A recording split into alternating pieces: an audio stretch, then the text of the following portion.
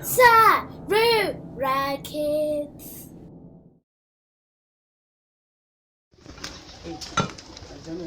Onai Ngonidzashe. Ngonidzashe ari kupa hangaiwa chikafu. Hangaiwa dzinodya mhunga. Tarisai mukomana anonzi Ngonidzashe achipa hangaiwa chikafu.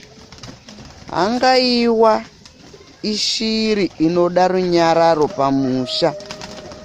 Mumusha mukaita bopoto, hangaiwa dzose dzinotiza. Saka musha uno unoratidza kuti une runyararo nokuona huwandu hwehangaiwa. Hangaiwa dzinoyevedza kuona. Tarisa zvadzinoita, dzichibhururuka, dzichimhara, dzichidya hadzo mhunga.